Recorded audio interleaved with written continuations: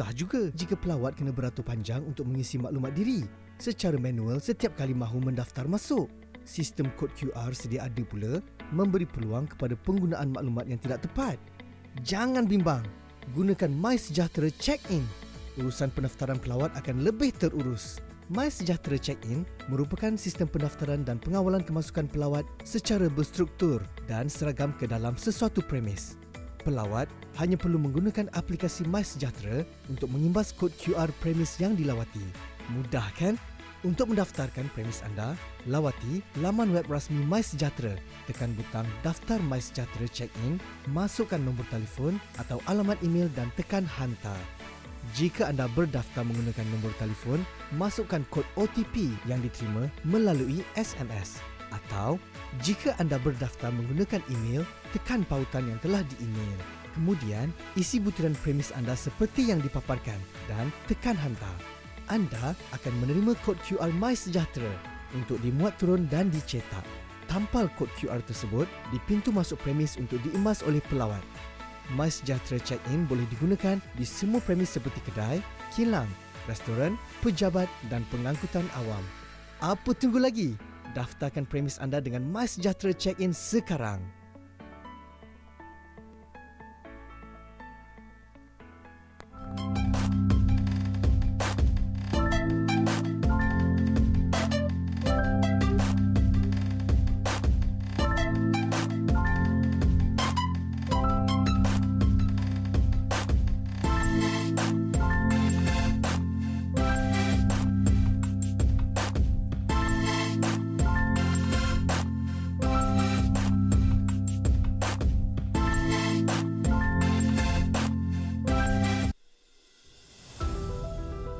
Perubahan besar dan inovasi yang datang bersama teknologi digital telah mengubah dunia dengan luar biasa sekali. Pada hari ini, kita tidak perlu menyesuaikan diri dan menguasai teknologi tersebut. Seperti mana negara-negara maju yang lain, Malaysia mengiktiraf kepentingan menguasai teknologi melalui pembangunan pelbagai inisiatif. Antaranya Industri 4.0 bagi menyokong pelan induk ekonomi digital. Namun begitu, kebergantungan tinggi terhadap teknologi digital turut membuka ruang kepada ancaman luar jangka. Banyak kesan buruk jika negara terus terdedah kepada ancaman dan serangan cyber. Malah jika situasi ini tidak diberi perhatian serius, ia mampu melumpuhkan negara.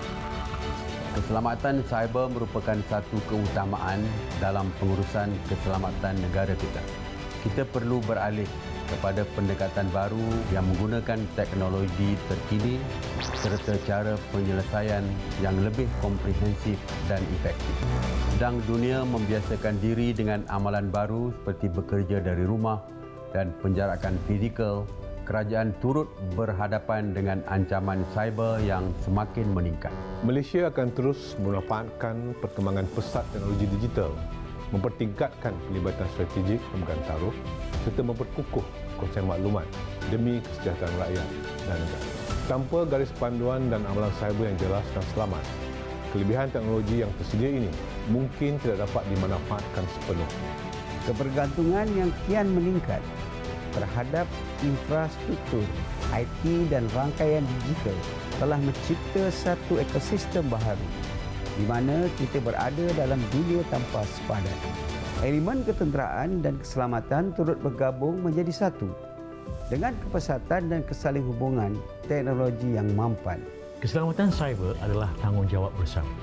Semua peringkat masyarakat, sama ada dari kalangan agensi kerajaan, sektor swasta, golongan akademik maupun rakyat keseluruhannya perlu bekerjasama untuk mengurangkan risiko dan ancaman cyber.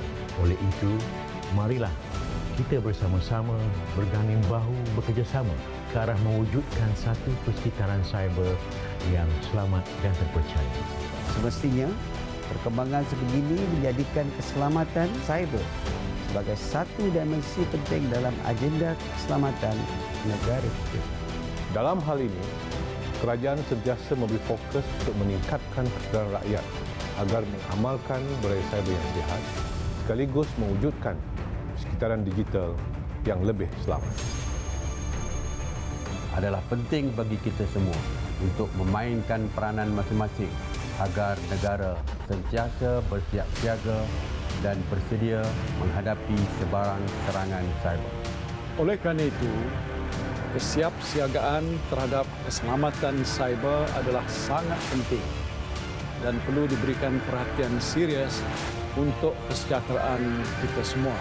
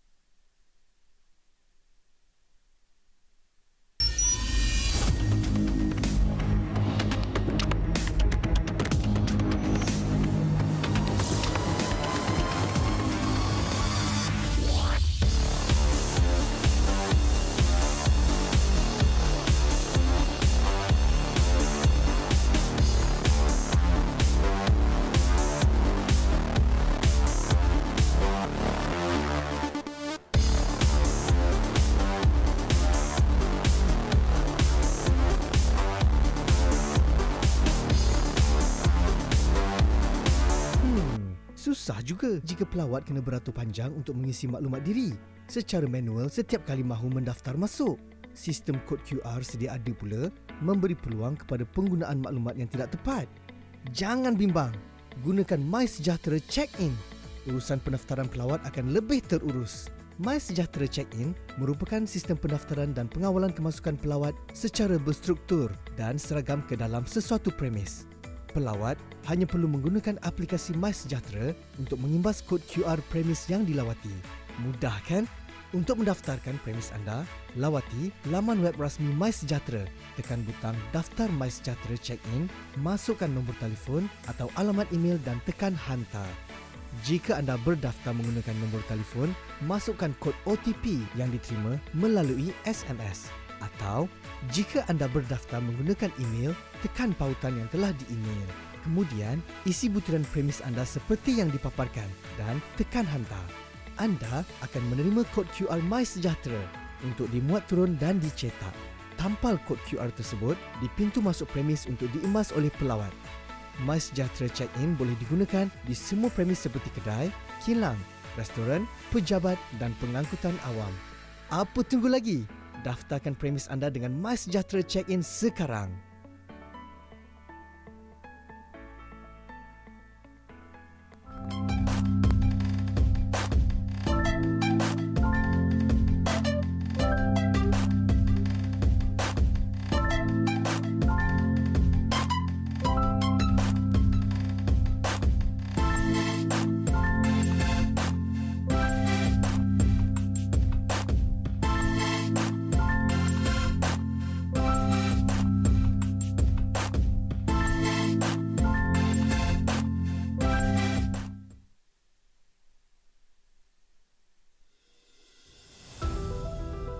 Perubahan besar dan inovasi yang datang bersama teknologi digital telah mengubah dunia dengan luar biasa sekali.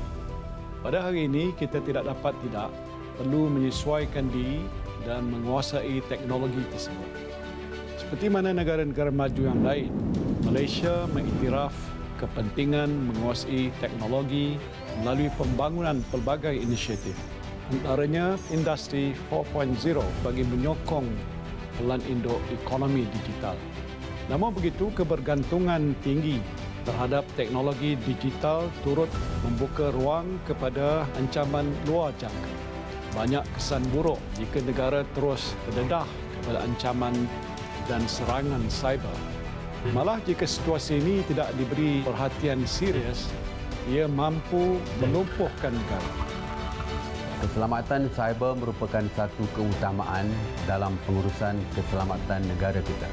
Kita perlu beralih kepada pendekatan baru yang menggunakan teknologi terkini serta cara penyelesaian yang lebih komprehensif dan efektif.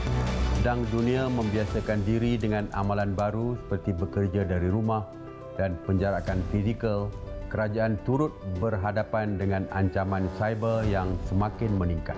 Malaysia akan terus memanfaatkan perkembangan pesat teknologi digital, mempertingkatkan pelibatan strategik pemegang taruh serta memperkukuh konsep maklumat demi kesejahteraan rakyat dan negara. Tanpa garis panduan dan amalan cyber yang jelas dan selamat, kelebihan teknologi yang tersedia ini mungkin tidak dapat dimanfaatkan sepenuhnya. Kebergantungan yang kian meningkat terhadap infrastruktur IT dan rangkaian digital telah mencipta satu ekosistem baharu di mana kita berada dalam dunia tanpa sepadan. Elemen ketenteraan dan keselamatan turut bergabung menjadi satu dengan kepesatan dan kesalinghubungan teknologi yang mampan. Keselamatan cyber adalah tanggungjawab bersama. Semua peringkat masyarakat, sama ada dari kalangan agensi kerajaan, sektor swasta, golongan akademik maupun rakyat keseluruhannya perlu bekerjasama untuk mengurangkan risiko dan ancaman cyber. Oleh itu, marilah kita bersama-sama berganding bahu bekerjasama ke arah mewujudkan satu persekitaran cyber yang selamat dan terpercaya. Semestinya, perkembangan sebegini menjadikan keselamatan cyber sebagai satu dimensi penting dalam agenda keselamatan negara kita. Dalam hal ini, kerajaan sentiasa memberi fokus untuk meningkatkan kesedaran rakyat agar mengamalkan budaya cyber yang sihat sekaligus mewujudkan sekitaran digital yang lebih selamat. Adalah penting bagi kita semua untuk memainkan peranan masing-masing agar negara sentiasa bersiap siaga dan bersedia menghadapi sebarang serangan cyber. Oleh kerana itu, kesiapsiagaan terhadap keselamatan cyber adalah sangat penting dan perlu diberikan perhatian serius untuk kesejahteraan kita semua.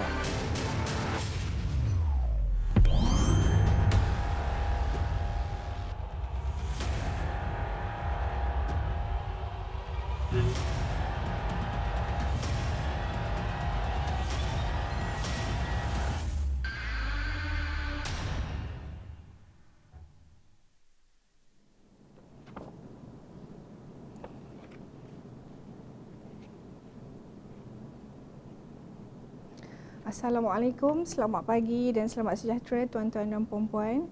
Selamat datang ke sesi libat urus Strategi Keselamatan Cyber Malaysia atau lebih dikenali sebagai Malaysia Cyber Security Strategy 2020-2024. Terlebih dahulu, saya Azlina binti Arifin mewakili pihak Agensi Keselamatan Cyber Negara ataupun AKSA ingin merakamkan perhargaan serta ucapan terima kasih kerana kesudian tuan-tuan dan puan-puan untuk menyertai sesi libat urus pada hari ini. Untuk makluman kepada tuan-tuan dan puan-puan, sesi libat urus pada hari ini adalah merupakan sesi yang kelima yang telah kami adakan dan insya-Allah ianya akan diikuti lagi dengan beberapa siri pada tahun ini. Objektif utama sesi ini adalah untuk memberikan penerangan, pendedahan dan juga maklum balas berkaitan dengan MCSS 2020-2024 serta memberikan penerangan mengenai peranan dan tanggungjawab agensi bagi melaksanakan MCSS 2020-2024. Program ini akan diadakan sebentar lagi. Walau bagaimanapun, pada masa yang sama, saya memohon kerjasama tuan-tuan dan puan-puan untuk memastikan fungsi mikrofon pada webinar jam masing-masing telah dimatikan. Ini adalah untuk memastikan kelancaran majlis yang kita akan adakan selepas ini. Sebarang soalan ataupun pertanyaan dan juga pendapat berkaitan dengan MCSS bolehlah diajukan kepada pihak kami. Tuan-tuan dan puan-puan boleh menggunakan fungsi chat box yang ada pada webinar jam masing-masing. Dimohon supaya tuan-tuan menyatakan nama dan juga agensi tuan-tuan dan puan-puan semasa membuat sebarang carangan ataupun soalan demikian. Tanpa membuang masa, saya menjemput Ketua Eksekutif Agensi Keselamatan Cyber Negara iaitu Encik Mak Syanuri bin Mak Zin untuk meneruskan program kita pada hari ini. Dipersilakan.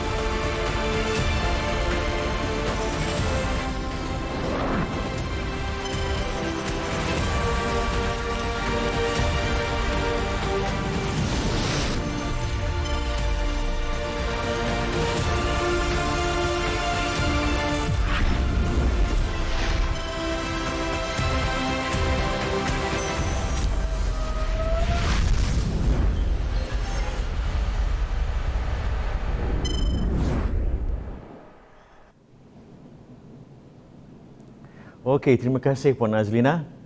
Terima kasih kepada tuan-tuan dan puan yang menyertai sesi ini.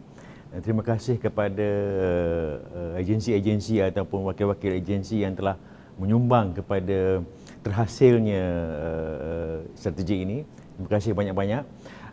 Saya hari ini apa yang akan berlaku pada pagi ini adalah setengah jam pertama saya akan memberi penerangan half of the strategy. We take a break 5 minutes and then we continue for another 30 minutes. Then we allocate 30 minutes for question and answers. We welcome any questions so that we have a clear understanding of the strategy. Anyway, pada hari ini kita ada masa 1 jam. Saya hanyalah akan menyampaikan the high level overview of the strategy dan kita akan adakan sesi engagement yang lain untuk perbincangan lebih lanjut mengenai pelaksanaan strategi ini. So, tuan-tuan dan puan-puan, again, sebelum saya proceed, saya merakamkan terima kasih lagi sekali. Diharap apa yang saya akan bentangkan ini memberi manfaat kepada semua untuk kita sama-sama memelihara our cyberspace. Ya. So, kita mulakan dengan pembentangan ini. Sila paparkan slide yang berkaitan. So, untuk maklum tuan-tuan dan puan, seperti yang nyatakan tadi, sebelum wujudnya strategi ini, kita telah mengadakan sesi engagement, sesi brainstorming, series of workshop pada mula end of 2018, early 2019. And then, ini saya rasa satu-satunya strategi yang saya perlu, ataupun dasar yang saya perlu taklimatkan kepada 3 Perdana Menteri. 2019, Tukar Kerajaan 2020, and then lagi sekali kita dapat melancarkan strategi ini pada 12 Oktober yang lalu. So lama proses dia dan walau bagaimanapun alhamdulillah kita dapat hasilkan ini. Strategi ini jika dipersoalkan, ditanya, is this a perfect strategy? No, it is not a perfect strategy. So but we welcome you to comment, to give ideas so that it becomes a perfect strategy. So that we can do it together to become, this strategy to become a perfect strategy. So itulah dia punya hasratnya. So kita welcome any ideas, any cadangan, ulasan untuk kita sama-sama menyempurnakan strategi ini dan untuk sama-sama kita laksanakannya. Okay, next slide please. So strategi ini saya andaikan adalah satu strategi yang komprehensif, merangkumi semua aspek keselamatan cyber yang menumpukan kepada aspek-aspek people, process dan teknologi, skill, knowledge and education, dasar-dasar dan guidelines, penggunaan teknologi terkini yang bersesuaian, melihat dari aspek perundangan dan juga technical. We focus on technology and technical capabilities of our resources. So, itulah matlamat ataupun apa itu MCSS. So pada hari ini saya cuma akan menekankan kepada aspek what, apa itu strategi ini, this is all about. Jadi untuk how, when tu kita akan adakan siri-siri engagement yang lain yang kita fokuskan pada sektor-sektor tertentu. Next. So dengan visinya supaya kita dapat mewujudkan satu ruang cyber yang selamat, terpercaya dan berdaya tahan, kita come up with a mission. Next slide. A mission yang mana kita nak ada keupayaan, capability untuk predict, detect, deter and respond effectively secara bersama, secara bersepadu, meliputi semua komuniti dalam negara. Next. Jadi sebelum saya teruskan, saya ingin kongsikan bagaimana kita bangunkan strategi ini. Saya mention tadi kita adakan engagement sessions dengan pelbagai pihak, melibatkan lebih 100 agensi dan sesi brainstorming dan lesson learned from implementation of previous policy.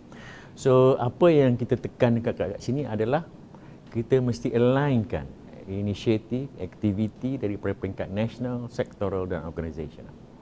Kita mesti menjadikan cyber security ini sebagai national agenda, Maksud National Agenda kat sini adalah contohnya untuk keselamatan cyber ini dia di bawah sektor keselamatan, merangkumi semua aspek, merentasi sektor-sektor lain, di mana the highest committee ataupun governance dalam aspek ini adalah National Security Council.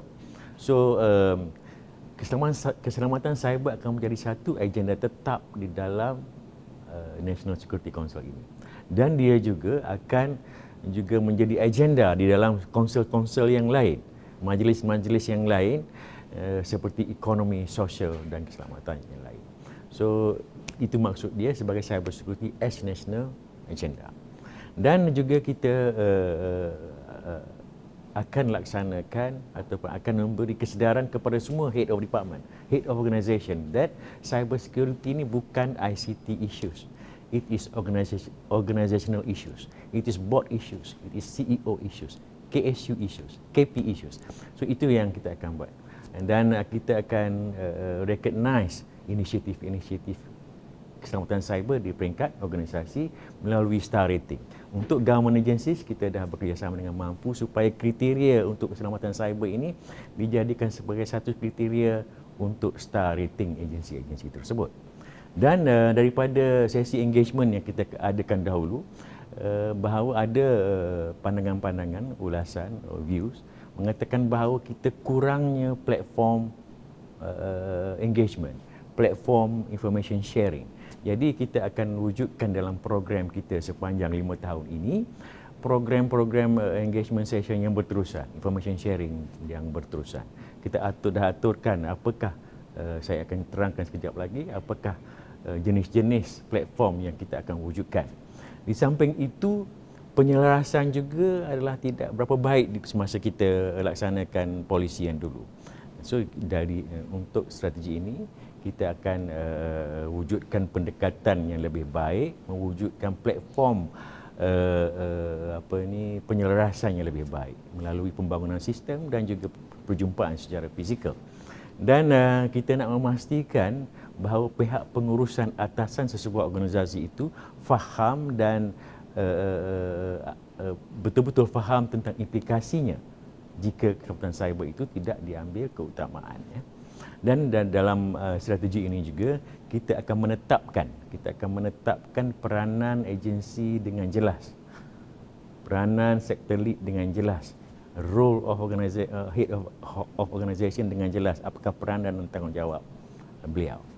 Dan of course kita akan tengok dari segi awareness dan understanding of cyber security yang meliputi pelbagai area. Next.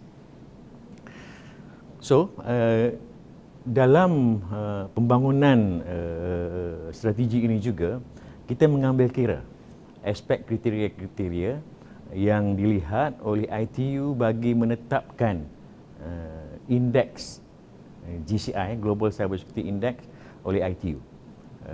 Saya rasa ramai dah tahu ranking kita dalam semasa oleh ITU untuk GCI ini. For 2014 kita nombor 3, 2017 kita nombor 3, 2018 kita nombor 8. For 2020 tak tahu lagi. So dia sepatutnya buat survey ini atau penilaian ini asalnya dirancang untuk setiap 2 tahun bermula 2014. So area-area atau kriteria yang dia tengok adalah dari aspek legal, apakah akta-akta ataupun undang-undang yang sesebuah negara itu gubal bagi menangani aspek keselamatan cyber atau jenayah cyber. Yang kedua dari aspek teknikal, macam mana pengurusan cert di dalam sebuah negara, apakah compliance to standard, pemantauan dan pelaksanaan compliance to standard oleh sebuah negara. Aspek organisasional, di mana macam mana penyelaras ada tak satu agensi khusus untuk menangani insiden cyber di dalam sebuah negara untuk melaksanakan penyelarasan dan to drive the initiative. Dan juga aspek capacity building dan cooperation. Cooperation ini adalah dari aspek kerjasama di dalam negara antara agensi dan juga antara negara. So dia akan lihat dari aspek-aspek inilah. So kita memasukkan kriteria ini, aspek ini ke dalam pelaksanaan strategi itu kita nanti. Next. So strategi ini merangkumi 5 strategic pillars yang kita dah gariskan dalam strategi ini sebanyak 12 strategi, 35 action plan dan 113 program for now. Program ini mungkin akan bertambah as we go along. Ya.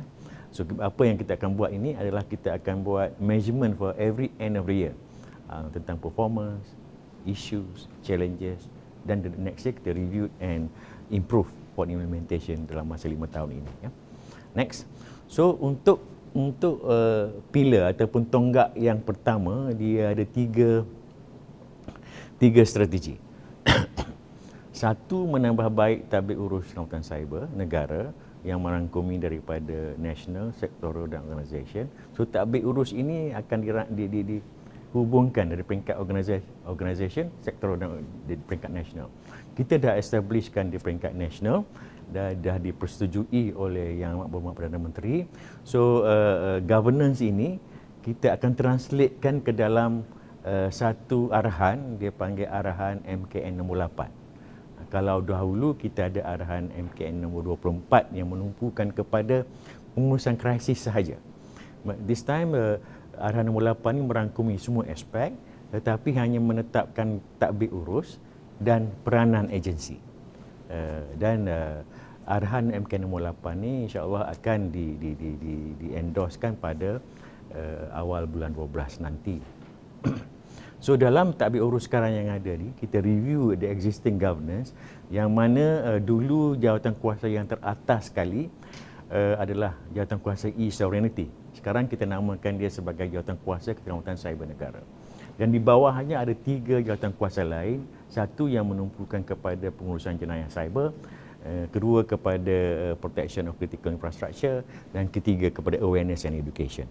So inilah keseluruhan governance di peringkat nasional, ya. Dan bagi kita nak kick off pelaksanaan strategi ini, jawatankuasa keselamatan cyber negara, kita akan kick off-kan semasa mesyuarat pertama jawatankuasa ini, ya, yang kita cadangkan juga pada first week of December. So kita akan mulakan pelaksanaan ini pada Januari 2021. Dia dah tak jadi sepatutnya mulakan pada 2020. Tapi sebab asalnya kita rancang untuk lancarkan strategi ini pada March 2020. But now dah jadi macam 2021 to 2024 lah. So the next one is adalah menambah baik pengurusan organisasi dan operasi perniagaan.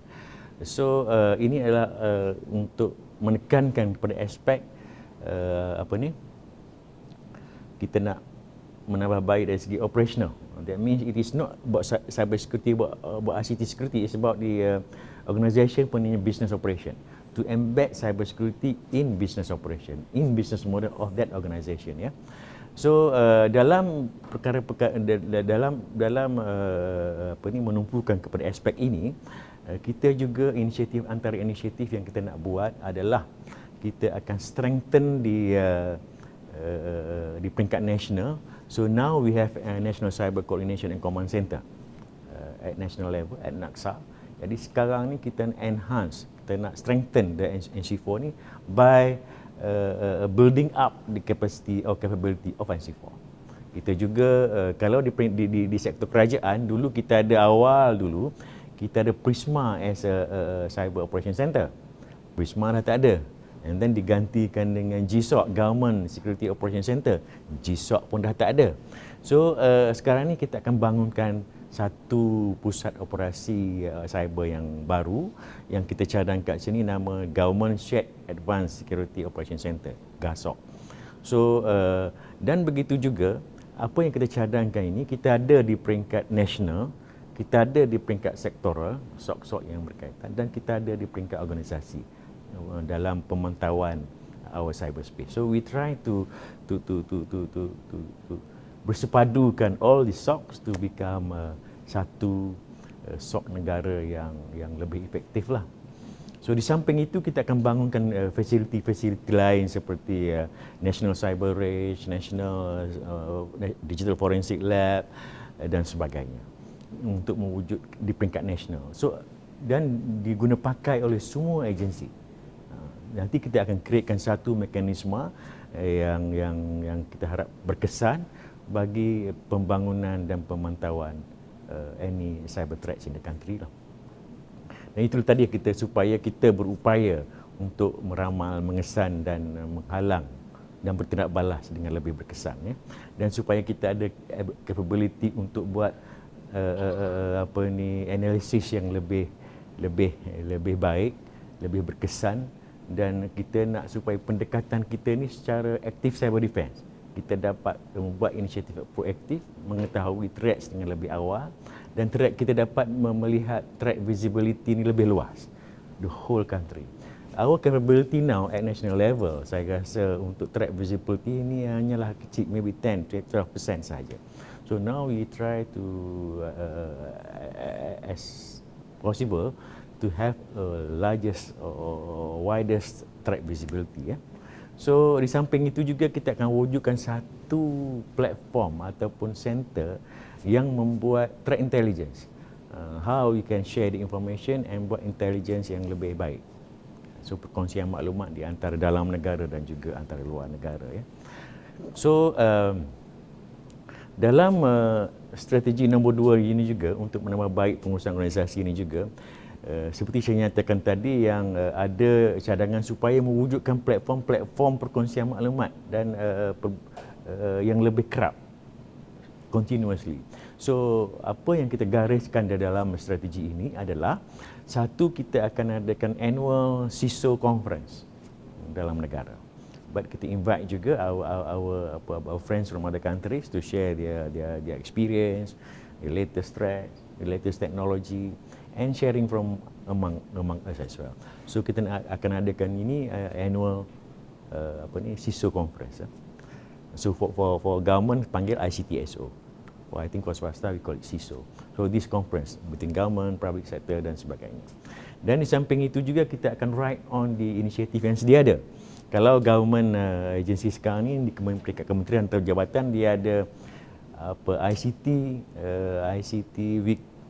week something like that. Dan kita ride on that. Juga program-program untuk awareness dan education for cyber security. Dan kita nak cadangkan satu national conference ataupun forum by sector, banking sector, hari ini ramai banking sector, aviation sector or transportation sector, health sector, secara annual. So ini kita fokus kepada isu-isu sektor, aviation contohnya, ataupun tenaga.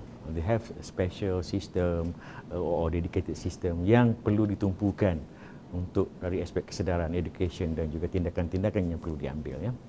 Dan untuk melaksanakan inisiatif ini, kita akan wujudkan expert group for each sector. For each, like I mentioned tadi, aviation, expert group on aviation, expert group on ICS, for example. So that sort of approach yang kita akan buat, ya.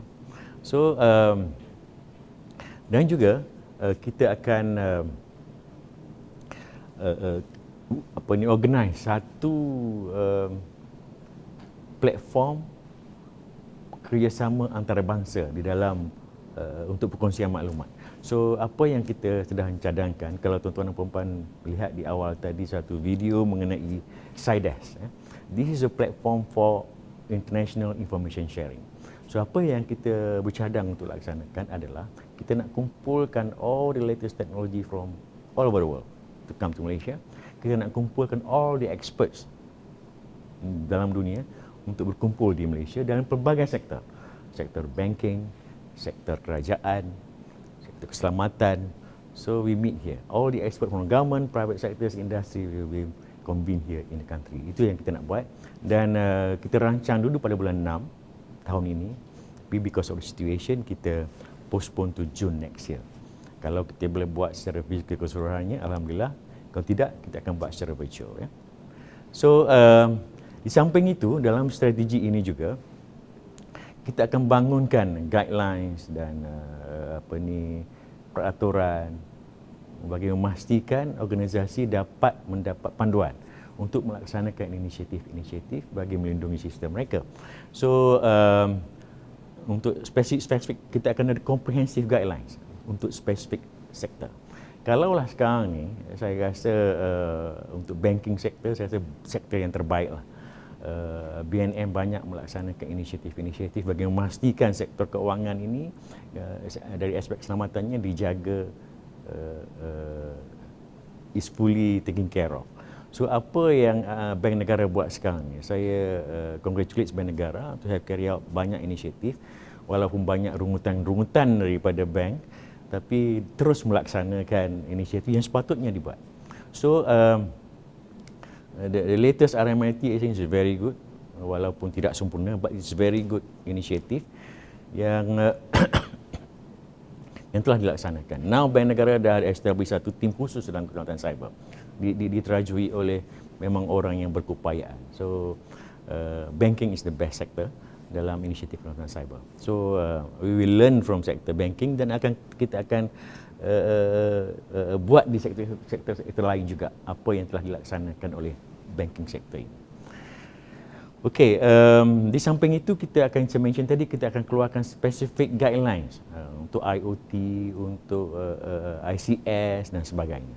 So kita akan come up with satu yang immediate, kita akan come up for reference organisation is kita akan buat satu in the first quarter of next year, satu cyber security framework for organisation, ya.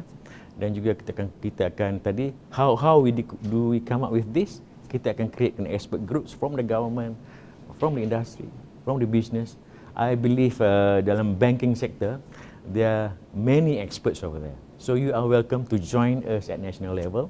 If you are interested, we will communicate with your bosses so that you can contribute at national level, because there are experts. Saya tahu yang ramai expert di sektor perbankan, ya.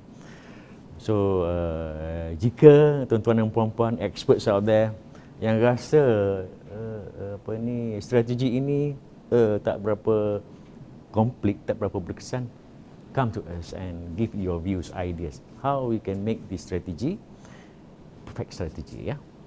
So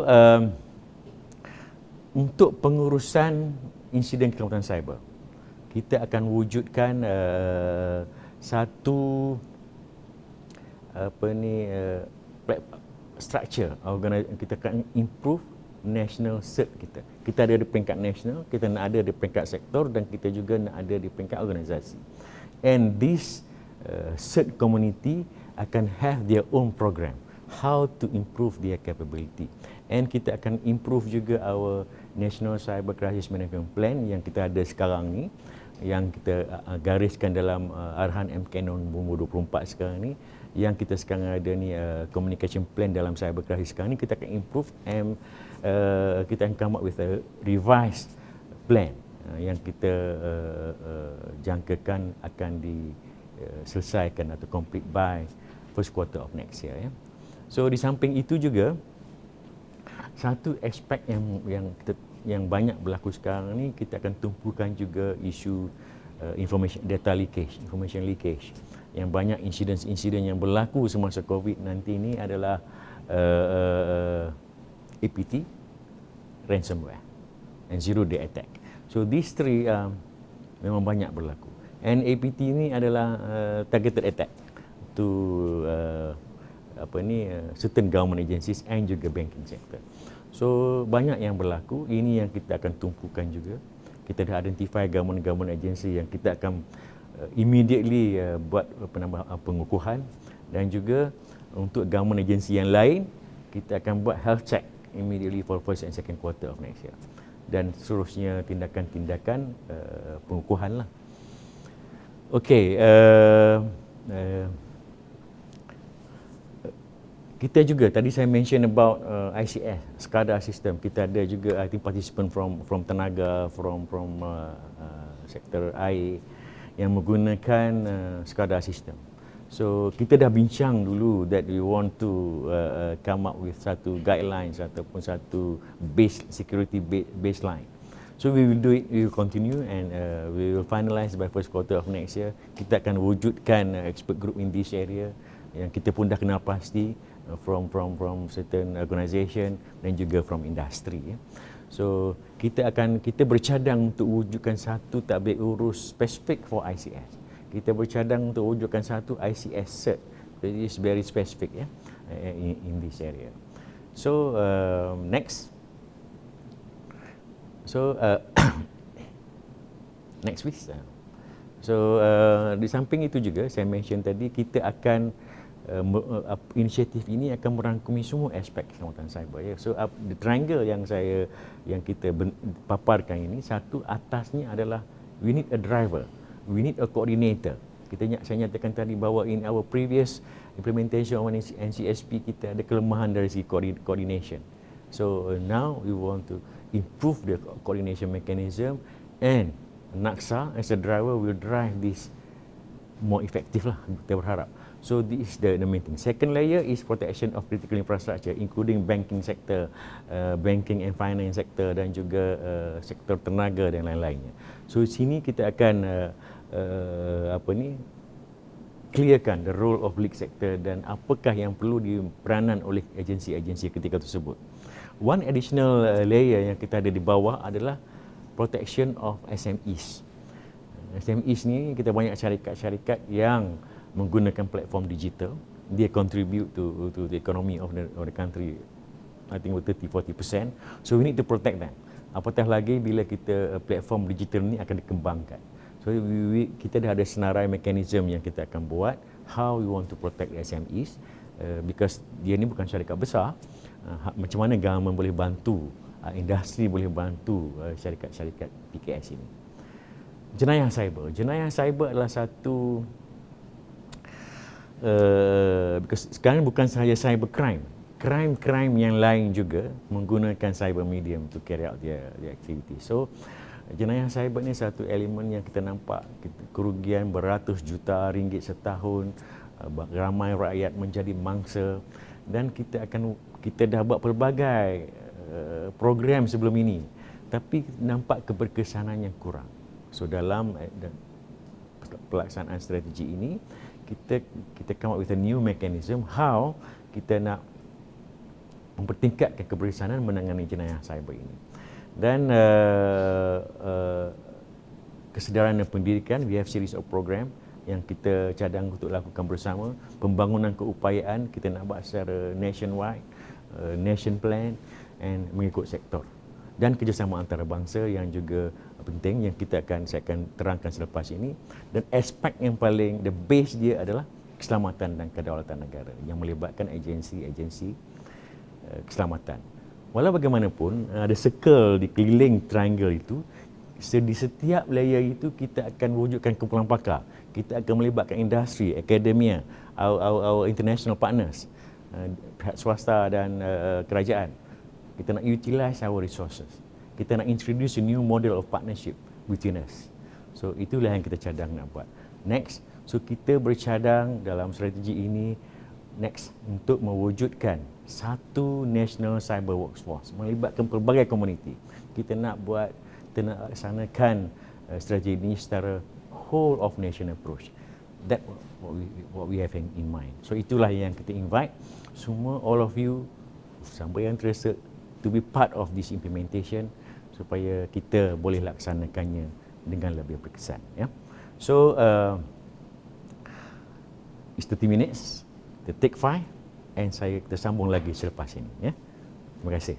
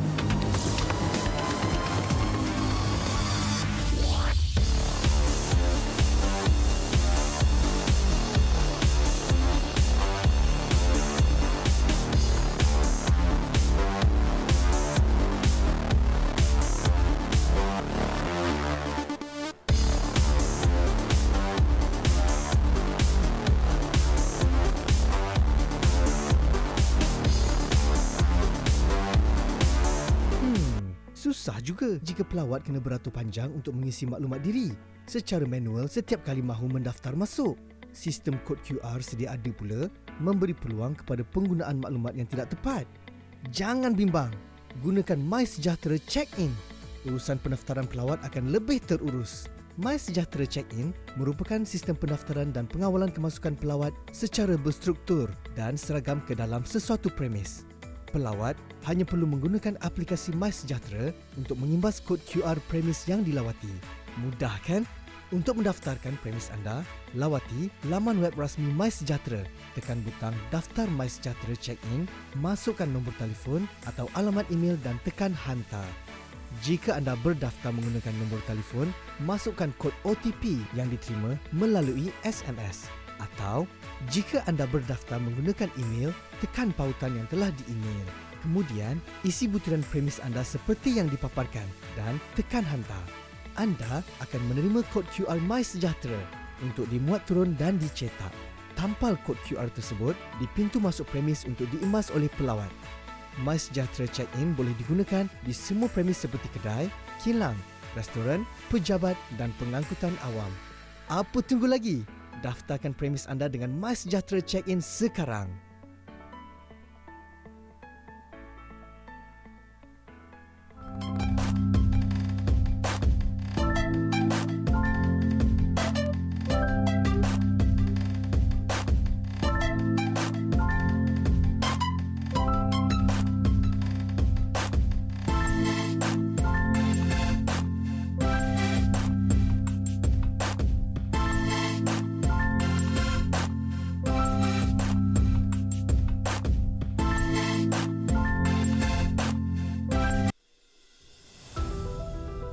Perubahan besar dan inovasi yang datang bersama teknologi digital telah mengubah dunia dengan luar biasa sekali. Pada hari ini, kita tidak perlu menyesuaikan diri dan menguasai teknologi tersebut. Seperti mana negara-negara maju yang lain, Malaysia mengiktiraf kepentingan menguasai teknologi melalui pembangunan pelbagai inisiatif. Antaranya Industri 4.0 bagi menyokong pelan induk ekonomi digital. Namun begitu, kebergantungan tinggi terhadap teknologi digital turut membuka ruang kepada ancaman luar jangka. Banyak kesan buruk jika negara terus terdedah kepada ancaman dan serangan cyber. Malah jika situasi ini tidak diberi perhatian serius, ia mampu melumpuhkan negara. Keselamatan cyber merupakan satu keutamaan dalam pengurusan keselamatan negara kita. Kita perlu beralih kepada pendekatan baru yang menggunakan teknologi terkini serta cara penyelesaian yang lebih komprehensif dan efektif. Sedang dunia membiasakan diri dengan amalan baru seperti bekerja dari rumah dan penjarakan fizikal, kerajaan turut berhadapan dengan ancaman cyber yang semakin meningkat. Malaysia akan terus memanfaatkan perkembangan pesat teknologi digital, mempertingkatkan pelibatan strategik pemegang taruh serta memperkukuh konsep maklumat demi kesejahteraan rakyat dan negara. Tanpa garis panduan dan amalan cyber yang jelas dan selamat, kelebihan teknologi yang tersedia ini mungkin tidak dapat dimanfaatkan sepenuhnya.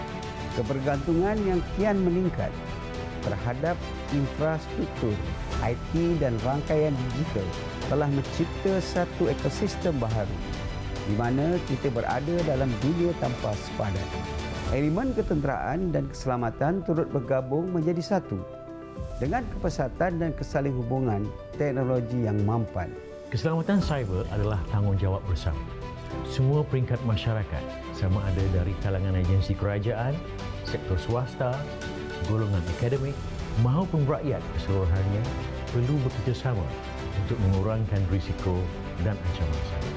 Oleh itu, marilah kita bersama-sama berganding bahu bekerjasama ke arah mewujudkan satu persekitaran cyber yang selamat dan terpercaya.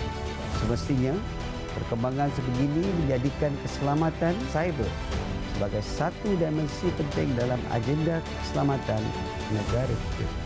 Dalam hal ini, kerajaan sentiasa memberi fokus untuk meningkatkan kesedaran rakyat agar mengamalkan budaya cyber yang sihat sekaligus mewujudkan sekitaran digital yang lebih selamat.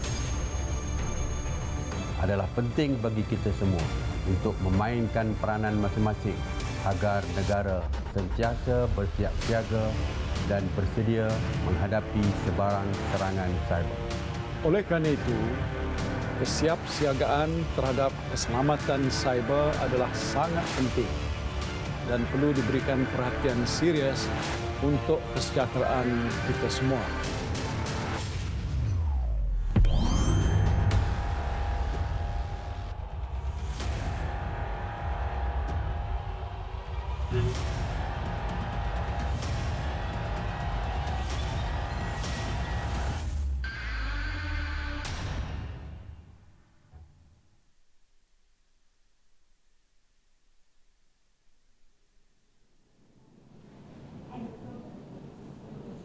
Okay, welcome back. Selamat kembali. Terima kasih kerana masih bersama saya.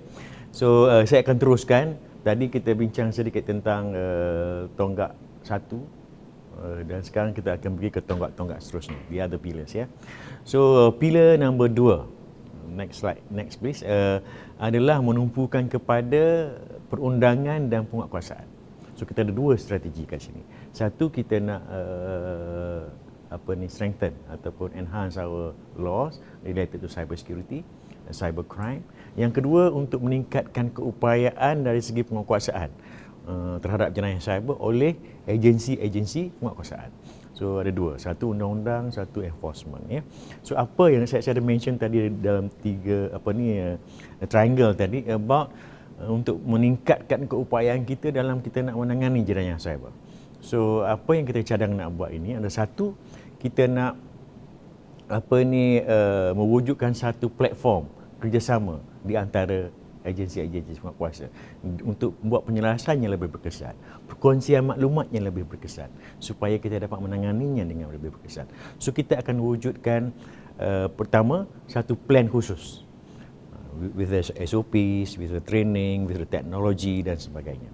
Dan pertama yang kita akan laksanakan adalah kita akan mewujudkan satu pusat yang dinamakan Cyber Crime Fusion Center, C2FC kita namakan penguasa ini, yang mana all the enforcement agency will be there, dan mekanisme pelaporan, siasatan, mendapatkan evidence, dan of course kita kena ada kerjasama dengan antarabangsa lah.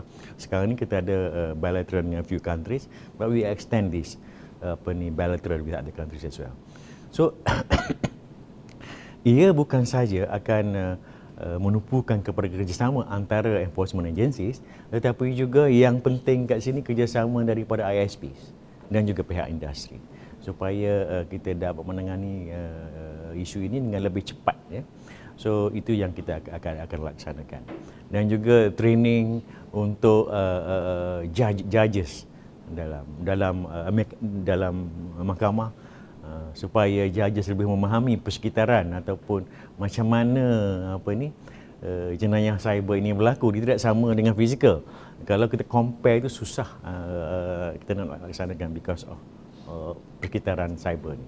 Kita juga akan lihat kembali mekanisme untuk wujudkan evidence tadi. Kalau sekarang ni contohnya, kalaulah evidence itu dekat Google, we have to call Google punya rep from the US come here sebagai saksi pakar, tetapi kita cuba nak buat supaya tak perlu perkara mekanisme itu lagi. So we are looking to that as well lah, untuk meningkatkan keberkesanan dalam menangani jenayah cyber ini supaya lebih cepat. Pada masa yang sama, kita juga melihat sedang mengkaji untuk menyertai ataupun accede to one convention untuk kerjasama dalam menangani jenayah cyber ini, namakan Budapest Convention. Ini di peringkat antarabangsa.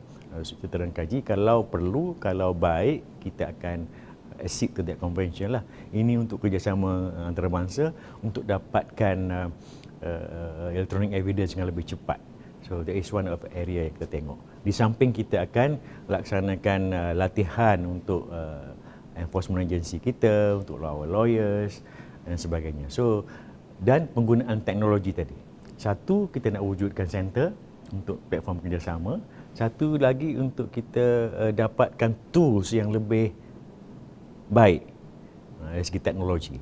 So people, kita enhance dia punya capability, knowledge, skill. Teknologi menggunakan teknologi terkini untuk analisis dan sebagainya, tools untuk membuat siasatan.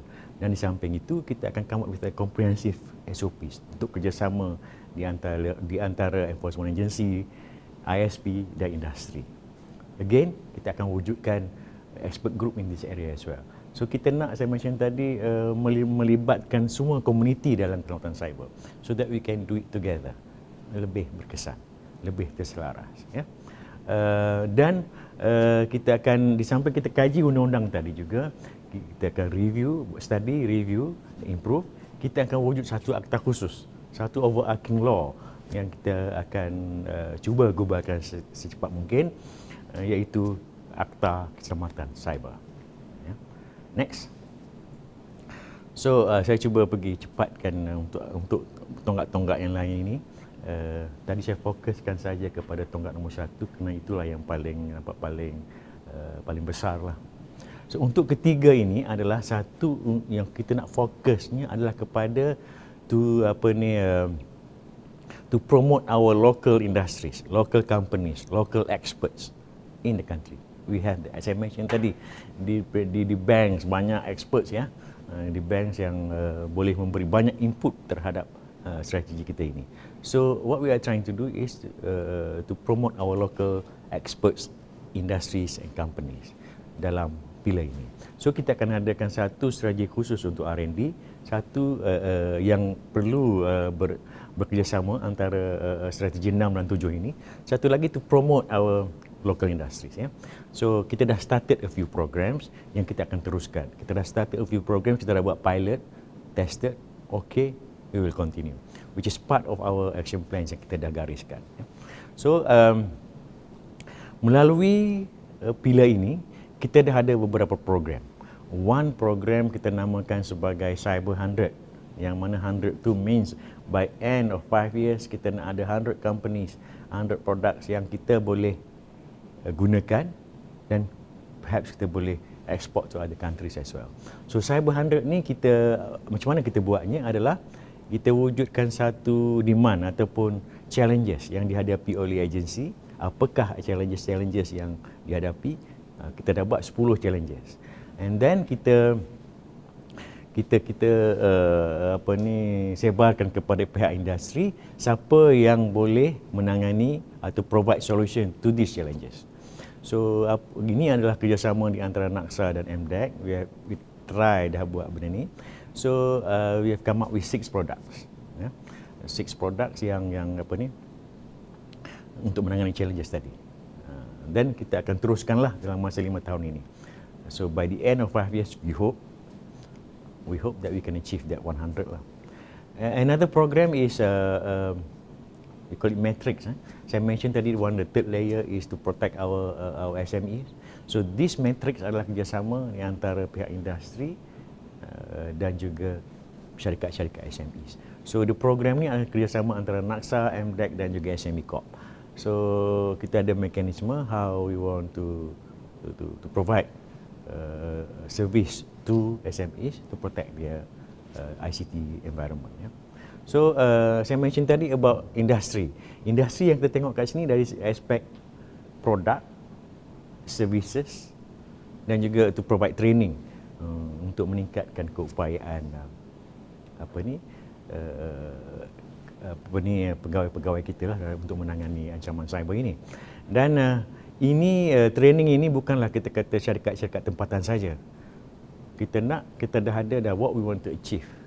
Dia melibatkan juga syarikat-syarikat antarabangsa lah yang boleh membantu kita ataupun mencapai objektif strategi ini. Dan dalam aspek ini juga kita selari dengan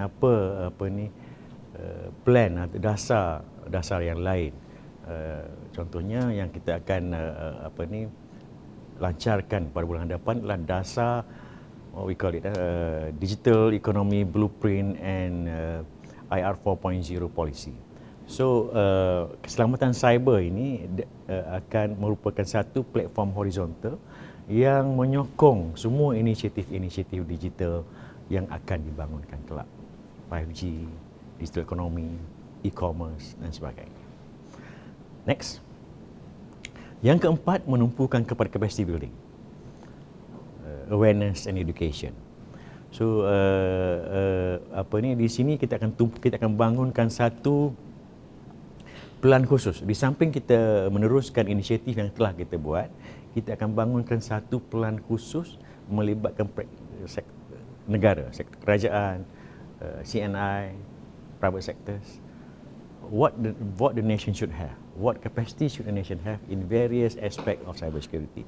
So satu pelan khusus akan dibangunkan, dan bagi aspek kesedaran education ni, kita dah final stage of coming up with satu pelan khusus untuk kesedaran yang kita tumpukan kepada 5 specific target groups: CNI sectors, non-CNI, parents, child, belia. So kita ada 5, dan terus satu governance, satu pendekatan yang kita cadangkan yang juga turut melibatkan pelbagai komuniti dalam keselamatan cyber.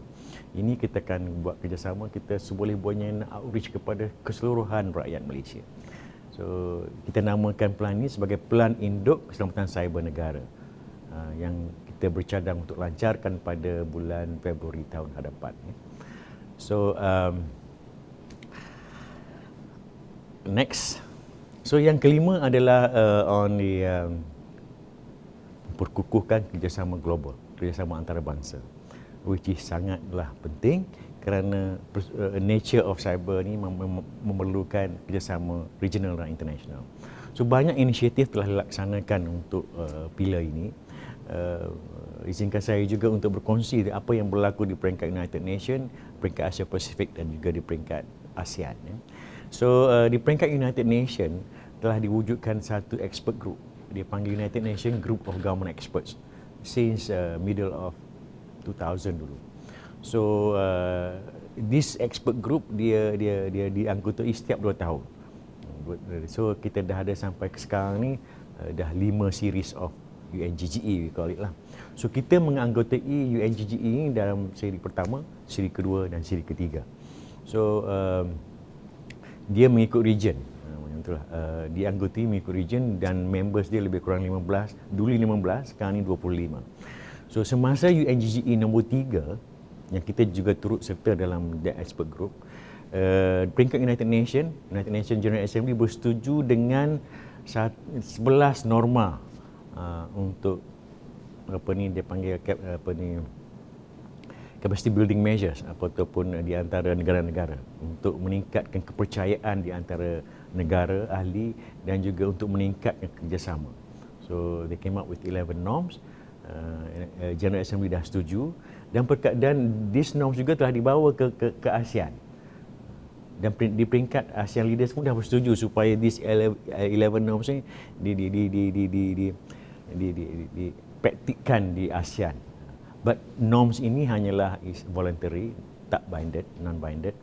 But kita turut memainkan peranan penting lah dalam mewujudkan C11 norms dan mencadangkan untuk dilaksanakan di peringkat ASEAN. Di samping itu, satu lagi platform diwujudkan di peringkat United Nations is Open-Ended Working Group. Discuss lebih kurang benda yang sama, tetapi dianggotai oleh semua United Nations punya country members. So supaya negara-negara lain juga turut dapat peluang untuk menyumbangkan idea dan pandangan. So untuk peringkat ASEAN, saya kembali ke peringkat ASEAN. Di ASEAN ini, saya rasa mungkin semua dah tahu, kita ada 3 pilar. Satu pilar look into the economy, satu pilar keselamatan dan satu pilar untuk social. Dan ketiga-tiga pilar ini turut membincangkan aspek keselamatan cyber dari mengikut pilar masing-masing lah. Kalau ekonomi membincangkan tentang ancaman cyber ini boleh mengganggu ekonomi, keselamatan dan mengganggu keselamatan dan kedaulatan negara tersebut. Dan ketika on social, impact social yang berlaku sekarang memang social media dan sebagainya, child pornography dan sebagainya. So masing-masing membincang tentang keselamatan cyber, tetapi di pilar yang berbeza, dianggotai oleh agensi yang berbeza. So now ASEAN telah baru wujudkan satu platform untuk selaraskan inisiatif di pilar-pilar tersebut ini, dipanggil ASEAN Cyber Security Coordinating Committee. The first meeting was convened in I think 3 weeks ago, dan kita mencadangkan satu matrix di antara pilar itu, dan macam mana kita nak selaraskan, dan juga macam mana kita nak laksanakan 11 norms tadi. So that is part of initiative yang kita buat lah. So dan satu lagi di peringkat regional ini, satu mekanisme yang diwujudkan untuk inisiatif kerjasama adalah ARF ICT Security Work Plan. Ini kita yang drive bersama dengan Australia dan Rusia. So ini ongoing. Dan apa yang di antara inisiatif yang telah berjaya dilaksanakan adalah kita establish contact points di antara negara ahli. So dari empat elemen lah. Satu elemen diplomasi, polisi, technical dan enforcement. So semasa berlakunya insiden, macam mana kita boleh menghubungi dan mendapat kerjasama di antara negara lah. So back to inisiatif yang saya cakap tadi, sektoral tadi, kita juga mencadangkan dalam inisiatif kerjasama ini adalah kerjasama di antara sektor. How sektor banking di dalam Malaysia bekerjasama dengan sektor banking di Singapura. I think banking dah establish this kind of mechanism, tapi kita nak improvekan sektor communication, sektor health. So we want to establish a sectoral cooperation between ASEAN and ARF region. Itu di antara inisiatif yang kita buat di peringkat antarabangsa lah. So di samping itu juga saya mention about SIDES tadi. SIDES juga akan organize through this platform as well. Kita mendapat buy-ins, mendapat confidence from this platform, dan kita supaya kerjasama antarabangsa ini dapat turut dilaksanakan through pendekatan conference global tadi. So next. So akhir sekali saya nak mentionkan tentang digital inisiatif negara ini. Saya dah mention tadi, to ensure that segala digital inisiatif dalam negara mengambil kira aspek keselamatan. So di negara, sektor dan juga organisasi. So inisiatif-inisiatif kalau banking, fintech lah, blockchain, smart city, digital government. So semua itu perlu ada satu platform atau horizontal platform untuk support all the digital initiative, IoT, identity rational dan sebagainya. So keseluruhannya itulah yang saya dapat sampaikan pada hari ini, yang secara overviewnya kita akan adakan sesi-sesi yang lebih rapat. Kita akan wujudkan expert groups. Siapa yang berminat untuk terlibat di peringkat nasional, saya amat alu-alukan. Saya amat alu-alukan komen, ulasan dan idea bagi kita meningkatkan pelaksanaan strategi ini. Dan saya berharap kita dapat berjumpa secara fizikal. Tapi kalau keadaan tidak mengizinkan, kita akan teruskan dengan perbincangan virtual inilah. Dan kita nak try satu workshop secara virtual first week of December. Nanti tengok boleh ke, efektif ke tidak. If it is effective, then we continue that way. But I still believe in physical discussion. So again, terima kasih banyak-banyak. Saya mengalu-alukan sebarang pertanyaan dan kita cuba jawab, dan tujuannya supaya saya nak dengar pandangan tuan-tuan dan puan-puan untuk supaya kita dapat melaksanakan strategi ini dengan berkesan. Saya mention tadi, the strategy is not perfect. Let kita make it perfect together. I want to hear from you to improve the implementation of this strategy. Terima kasih. Assalamualaikum.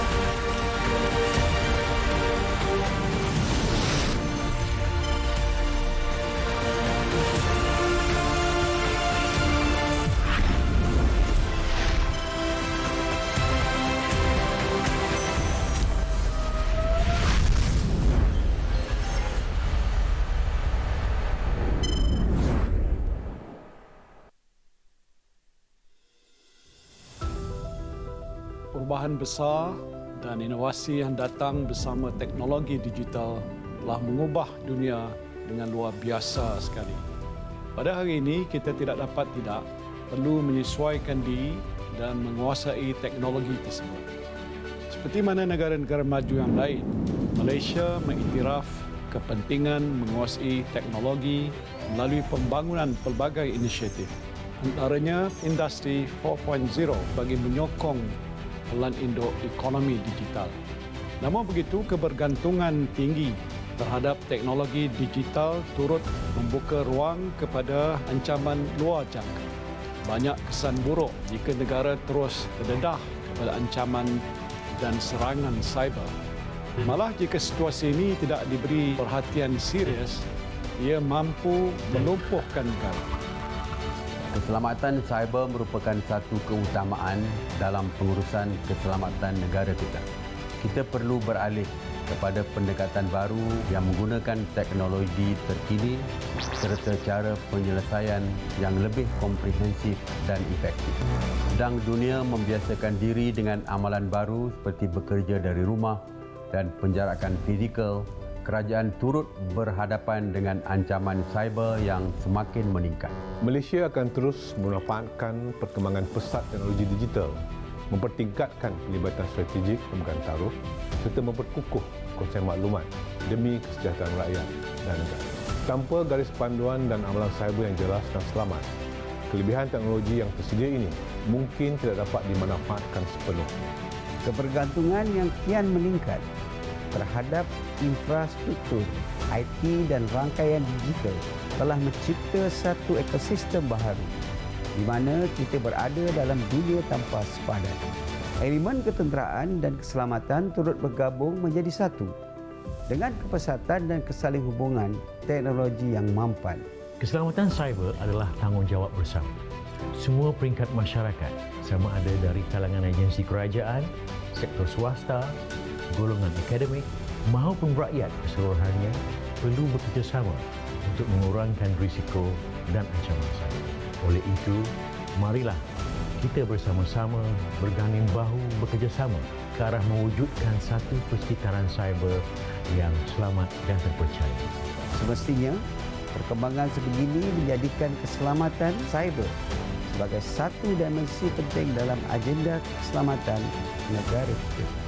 Dalam hal ini, kerajaan sentiasa memberi fokus untuk meningkatkan kesedaran rakyat agar mengamalkan budaya cyber yang sihat sekaligus mewujudkan sekitaran digital yang lebih selamat. Adalah penting bagi kita semua untuk memainkan peranan masing-masing agar negara sentiasa bersiap siaga dan bersedia menghadapi sebarang serangan cyber. Oleh kerana itu, kesiapsiagaan terhadap keselamatan cyber adalah sangat penting dan perlu diberikan perhatian serius untuk kesejahteraan kita semua.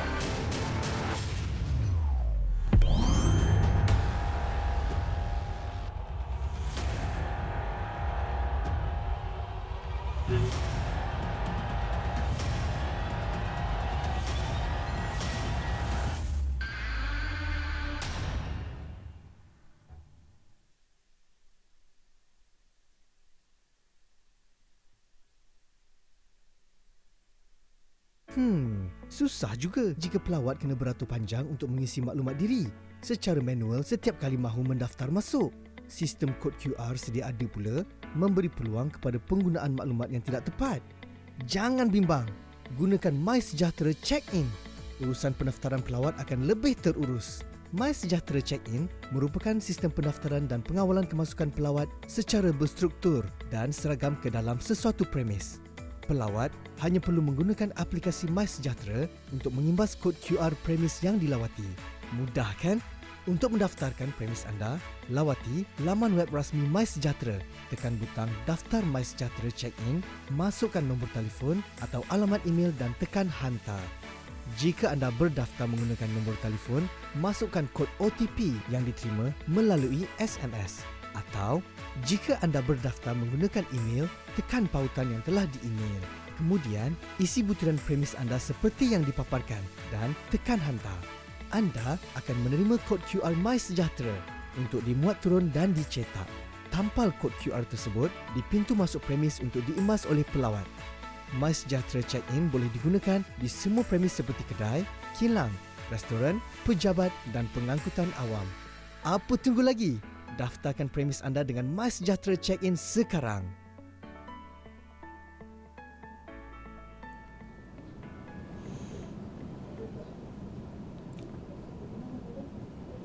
Kita kembali bersiaran. Terima kasih diucapkan kepada tuan-tuan dan puan-puan yang masih lagi setia dengan program Libat Urus pada hari ini. Sekarang tiba masanya bagi sesi soal jawab. Soalan yang tuan-tuan dan puan-puan telah utarakan ada pada saya dan saya akan bacakan sebentar lagi. Dan ianya akan dijawab oleh Encik Mak Syanuri. Baiklah, tanpa membuang masa, soalan yang pertama adalah seperti berikut ya, Cik Syah. Apakah keselamatan cyber akan merangkumi keselamatan jasmani, emosi, rohani, intelek dan sosialisasi warga negara secara bersepadu di Malaysia? Okey, terima kasih. Soalan. So, apa yang dari aspek apa yang ditanya tadi adalah kita mungkin masuk dalam elemen kesedaran dan pendidikan. Because kita tengok sekarang ni macam di sebuah negara dia ada macam dia panggil apa internet hospital something like that, yang mana isu-isu cyberbullying yang memberi tekanan kepada rakyat, kepada belia, yang boleh mengakibatkan insiden bunuh diri dan sebagainya. Di certain countries dah ada special hospital to manage this ya. Dan kita tengok juga dari aspek COVID sekarang pun ada yang aspek emosi ini juga kita ambil kira. Kata insiden-insiden yang bunuh diri. So aspek cyber juga ini kita mengambil kira.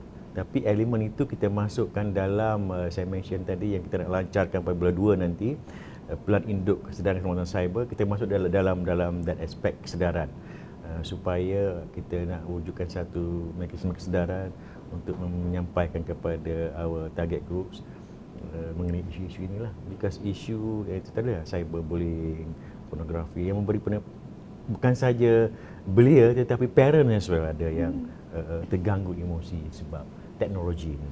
So yes, kita ambil kira perkara ini. Baiklah. Untuk soalan yang kedua ya, tuan-tuan dan puan-puan, adakah keselamatan cyber Malaysia ada mengambil kira early warning system sebagainya seperti contoh untuk kes rasuah, cyberbullying dan sebagainya? Oh ya, saya mention tadi satu aspek cyberbullying, yes. Dan sekarang ni juga kita notice berlakunya elemen rasuah menggunakan bayarannya through bitcoins dalam platform dark web dan sebagainya. So yes, kita dah mula perbincangan untuk how we want to manage this dengan agensi-agensi yang berkaitan aspek rasuah dan cyberbullying lah. Yes, kita ada cyberbullying dari aspek tadi saya mention tadi, dalam kita masuk dalam Pelan Induk Kesedaran Cyber, satu elemen, dan aspek rasuah tadi kita masuk dalam aspek enforcement dan sebagainya. Ya, kita masuk yang mana kita dah mula have a early conversation dengan enforcement agencies lah tentang aspek ini. It's a new issues. Ya. Definitely. Okay, untuk soalan yang ketiga, is in English ya. What is the timeline for GASOC and target to have all other SOCs connected? Okay, saya mention tadi kita nak buat national, sectoral dan organisation ya. At national level, we have NC4. Government sector, we have GASOC. Dan kita cadang nak wujudkan juga di sektor-sektor yang lain. It doesn't mean that kita nak kena ada physical center, but yang perlu physical, yes, perlu physical. Contoh banking, dia ada physical. Transportation maybe, but maybe pemakanan not so much. We bergantung kepada NC4 tadi, kita enhance and how the sector can use the NC4 punya facilities tu sebagai sektor punya SOC. Dan kita nak wujud macam itulah di peringkat national, sektoral dan organisasi. Dan kita ada tadi mention about early warnings tadi ya. Kita ada platform kita panggil apa? Intelligence something. ICO we call it. Satu platform untuk kita buat cyber intelligence. Information sharing among agencies. Information sharing antara states, antara negara. So from there kita akan tahu lebih awal dan kita wujudkan platform dalam sistem itu untuk memberi alerts yang lebih awal kepada agencies. Dari aspek vulnerability of the equipment, of the system, of the product. So kita akan share dengan lebih cepat insiden-insiden yang berlaku di negara-negara lain yang dia boleh kongsi dengan kita. Yang berlaku di tempat kita, kita boleh kongsi dengan negara lain dari aspek ancaman tersebut. So kita nak, macam tadi, the spirit is to do it together. Dan dari segi timeline yang di-mention tadi, yes, apa yang kita ada 5 tahun. Kita ada 5 tahun, but apa yang kita nak cuba buat ni, first year, apa dulu yang kita boleh buat. Kita bukannya tunggu 5 years baru kita boleh guna. But kita akan buat berfasa, siap fasa pertama kita gunakan, fasa kedua dan seterusnya. Dan penggunaannya adalah, saya mention tadi, National Sectoral Organisation. Kita nak guna bersama, digunakan bersama dan kita tangani ancaman ini secara bersama. Dan juga daripada sos-sos yang berbeza juga, dari segi alerts dan sebagainya. Ya. Untuk soalan yang keempat, adakah atau sejauh manakah keselamatan cyber dapat mengesan dalam tempoh awal isu keselamatan berkaitan akidah warga negara? Okey. Mencabar soalan ni ya. Again, saya mention tadi banyak aspek-aspek yang boleh mengganggu keharmonian rakyat. Dilaksanakan melalui media cyber ya. So itu salah satu elemen yang kita masuk dalam pelan kesedaran tadi. Pelan kesedaran tadi saya mention that dia merangkumi a few target groups dengan kandungan-kandungan program yang berbeza. Termasuklah isu tadi yang di-mention tadi, isu akidah. Because banyak yang berlaku sir. Terutama kalau di fizikal ni kita ada jawatan kuasa yang tertentu di peringkat nasional dan negeri yang melihat kepada kalau aspek Muslim ya, agama Islam ini ajaran-ajaran sesat ni banyak. Di Selangor banyak. Tapi sekarang ni dia menggunakan platform cyber yang kita tak sedar pun. Budak-budak belia yang mana dah Profesor Siatat menggunakan budak-budak dia hanya balik sekolah duduk dalam bilik, dia punya akidah dah jauh terpesong. So daripada itu kita dapat tahu yang dia menggunakan internet saja. This group of people influence budak-budak ni through internet. So banyak yang berlaku. Begitu juga dengan berkait dengan soalan tadi, saya tak mention dalam taklimat tadi mengenai how we want to nak tangani aspek teroris atau ekstremism yang menggunakan platform internet ini. Itu juga ada berlaku di Malaysia. Itulah dia influence people ni, dia ajak influence orang ramai untuk menyertai grup dia ni melalui internet. Yang pada masa ini agak sukar untuk tangani. So dalam strategi ini kita gariskan beberapa langkah dan program untuk kita tangani isu ini sejauh mana yang kita boleh. InsyaAllah. Dan soalan yang kelima, bagaimana insurans keselamatan cyber? I believe this is about cyber insurance. Bagaimana hendak apply dan siapa yang layak? Okey. Terima kasih. Kita baru bincang pasal hal ni ya. Bincang pasal how dalam strateginya kita gariskan juga macam mana kita nak menggunakan atau pendekatan cyber insurance ini. Kita di peringkat perbincangan dan kita juga termasukkan dalam action plan kita dalam strategi ini untuk kita melihat sejauh manakah kita boleh menggunakan pendekatan cyber insurance. Jadi lebih kepada penilaian risiko organisasi dan sebagainya. Dan untuk soalan yang kelima, Cesha, bagaimana dan sejauh manakah keselamatan jenayah cyber dapat membantu perlindungan PKS ataupun koperasi seperti aktiviti pemalsuan sijil profesional ataupun sijil pematuhan syariah? Okey. Saya relate to COVID sekejap. Kalau COVID ni kita, because kita juga terlibat dalam COVID ni, pengurusan penularan COVID ni juga. Isu sekarang ni yang kita hadapi adalah pemalsuan sijil ujian. Itulah juga kita dalam sekarang ni kita nak buat digital certification yang kita boleh Tentu bezakanlah, sahkan bahawa this is the original certificates. So begitu jugalah dalam aspek ini, saya juga pernah tengok yang pemalsuan sijil ini.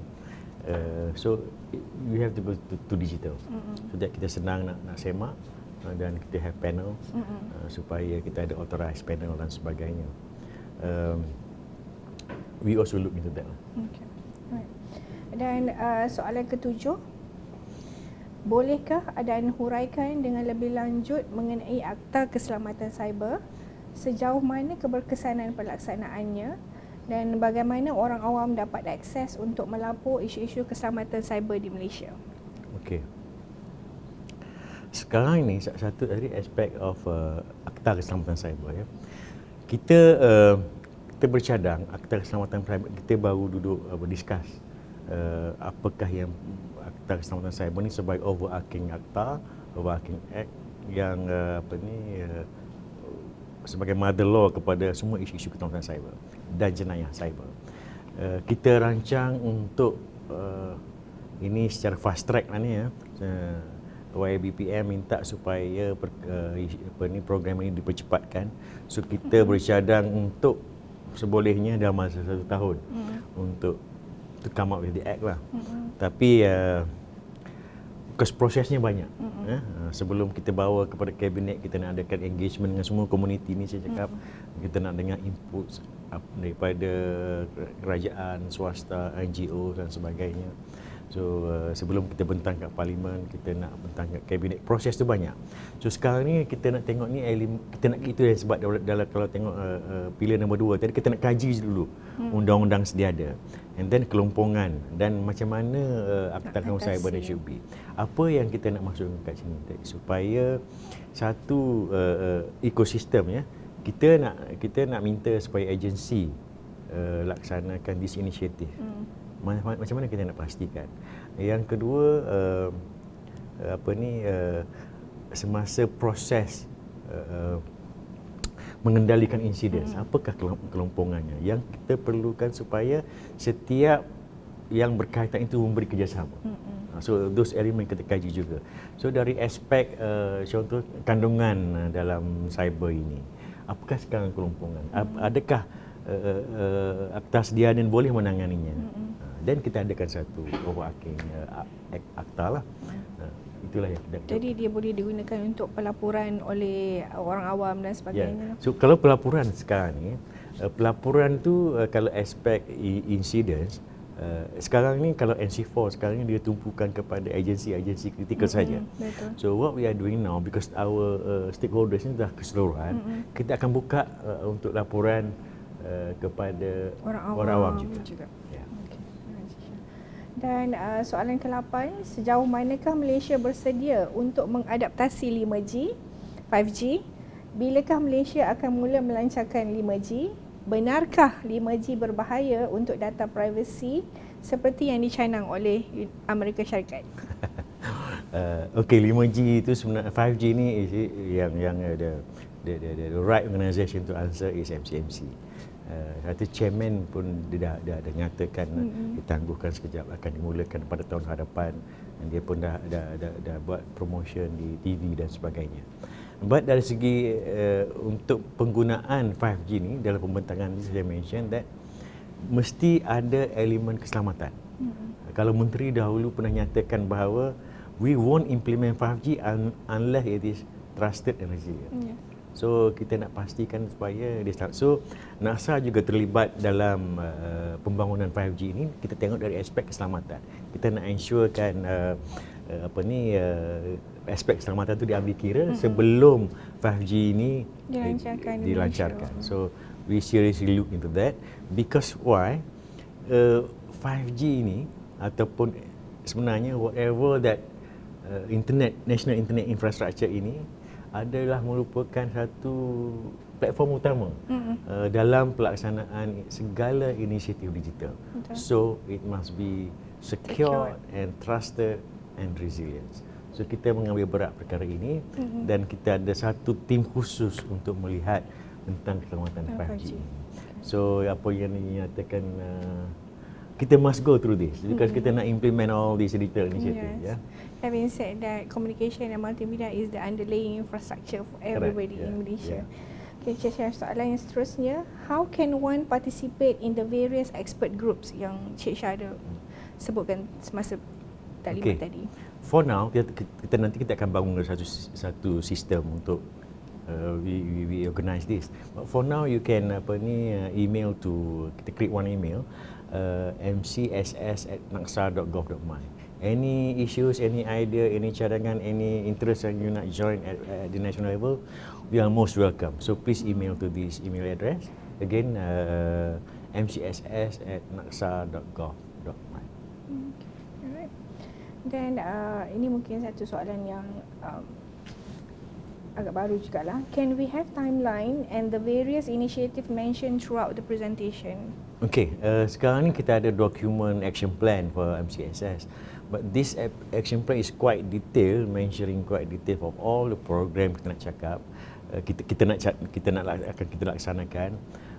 We will share this. Kita tengah buat summary. Kalau detail sangat tu macam it's not good juga untuk kita share. So kita buat summary for each strategy and action plan tu, apa yang kita nak buat and timeline yang kita rancangkan lah. We are still doing that. Okay. Dan seterusnya adalah lebih kepada cadangan ataupun suggestion. Perhaps NAKSA can send representative in banking task force working group such as IBTF, iaitu Internet Banking Task Force dan sebagainya. Yeah, I think that's a good idea. Sebenarnya perkara ini kita dah bincangkan juga dengan Bank Negara. We will have a special session with Bank Negara, termasuklah to join that IBTF. So we will start. Kita dah start conversation dengan Bank Negara dan kita akan ada, because banking sector is very important. So we will involve we work closely with Bank Negara lah, to carry out all the initiatives yang kita as a highly regulated industry. Yes. Di samping itu juga kita nak bincangkan juga dengan Bank Negara ni, how Bank Negara yang dah ke depan juga boleh bantu sektor-sektor lain. Sektor-sektor yang lain. Okey, yang soalan yang ke-12 ni agak panjang ya Cik Syah. Okay. What sort of changes is the government is looking at in terms amending or introducing new laws in cybercrime investigation? Going by the existing MACMA ataupun Mutual Assistance on Criminal Matters Act would require reciprocal assistance between two governments, G2G. The whole process would take too long, thus greatly jeopardizing the investigation process, especially in cybercrime, where monies or fund can be transferred with a click of a button across the globe. Ya, terima kasih. Itulah cabarannya ya. Through mutual assistance tadi mengambil masa yang lama sangat. So kita duk kaji yang saya mention about tadi, Budapest Convention. So kalau through this process lama, setahun, 2 tahun kadang-kadang tu. Dan dah macam tak boleh buat apa. So apa yang kita nak buat sekarang ni, kita nak identify our to do bilaterals. Okay. If a few countries. Satu lagi kita nak kaji, ini kita bincang di peringkat United Nations jugalah. Saya mention tadi about kalau kita dengan Google tadi, that means kita kena bawa dia datang sini. Yes. Can we for them to come here, instead kita buat something else supaya lebih cepat. So kita juga kaji Budapest Convention. Budapest Convention pun kita nampak still kena gunakan platform mutual assistance tadi. Yes. So kita nak sedang berbincang tentang perkara tersebut lah. So ini cabaran yang dihadapi bukan sahaja oleh kita, tapi oleh negara-negara lain. So semua negara-negara ini accept these issues, these challenges. So we are discussing how to overcome this. Okay. Dan ini mungkin soalan yang terakhir, iaitu ke-13. Revolusi kebebasan internet di seluruh dunia, termasuk Malaysia, tidak boleh lari daripada kesan negatif kepada rakyat dan negara. Ia boleh digunakan untuk pelbagai tujuan, termasuk jenayah buli, penyalahgunaan kuasa dan pelbagai lagi. Apa penilaian dan komen pihak tuan? Oh, saya sangat-sangat bersetuju. Teknologi di samping bagusnya, ada tak bagusnya. Kita dah guna banyak application sekarang. Banyak penyalahgunaannya. Jadi apa yang kita nak buat dalam strategi ini ada aspek kesedaran dan pendidikan. Daripada sekolah menengah, peringkat belia, universiti dan juga di peringkat kerja lah. So untuk sektor kerajaan kita ada spesifik, nanti ada spesifik apa kita kata tadi silibus, bukan silibus lah, satu program yang kita sedang bekerjasama dengan Intan. Di pekerja-pekerja di penjawat awam pun ada isu-isu dia yang juga yang melibatkan social impact lah, menyebabkan insiden-insiden tertentu. Di peringkat sekolah, kalau kita kalau nanti dari peringkat berbincang kita nanti, kalau saya kongsikan insiden-insiden yang berlaku di sekolah disebabkan oleh teknologi ini. Budak-budak sekolah masih rendah lagi, dah dedahkan dengan pelbagai aplikasi yang boleh mengakibatkan social impact lah. So we realise that, so we try to mitigate that through this plan induk tadi. Okay. Jadi itu adalah soalan yang terakhir, Cik Syah. Sebelum kita mengakhiri program kita pada hari ini, mungkin Cik Syah ada pesanan ataupun sepatah dua kata yang ingin disampaikan? Pertama saya nak menjawab tadi, saya terlupa jawab soalan PKS tadi. Ada yang jawab tentang kaitan dengan PKS dan koperasi. Koperasi tadi. Saya nak jawab sikit lah, saya terlupa tadi. Kita ada satu program khusus untuk PKS. PKS contribute a lot to KDNK negara. So kita nak pastikan dia orang tu secure. So kita ada program tadi saya mention about matrix tadi, adalah satu program di mana kerajaan akan contribute bekerjasama dengan industri. Kita akan protect the environment through manage service SOC or something. Through beberapa lah jenis mekanisme supaya PKS ini dia tak perlukan modal yang banyak untuk mengadakan SOC sendiri dan sebagainya. So and we need to protect them. So sebagai rumusan, conclusion, saya tadi bentangkan secara overview about the strategy, dan saya nyatakan tadi kita akan ada engagement selepas ini, dan saya welcome segala idea, cadangan untuk menambah baik untuk kita laksanakan nanti aktiviti nanti. So we will form a special group, expert group dan sebagainya. Siapa yang berminat, ada yang berminat tadi, please communicate with us. Kita nak ensure that kita nak capai apa yang kita impikan ini sebanyak yang boleh, seefektif yang boleh. So saya mengharapkan kerjasama dan pandangan tuan-tuan dan puan-puan untuk sama-sama kita melaksanakan apa yang telah kita rancangkan ini. Terima kasih. Terima kasih Cik Syah atas kesudian menyampaikan taklimat pada hari ini serta menjawab soalan-soalan daripada peserta pada hari ini. Agak banyak juga soalan hari ini. Semoga apa yang telah disampaikan mengenai MCSS sebentar tadi telah dapat memberikan sedikit sebanyak pendedahan dan pengetahuan kepada tuan-tuan dan puan-puan. Akhir sekali, sekian dan terima kasih sekali lagi.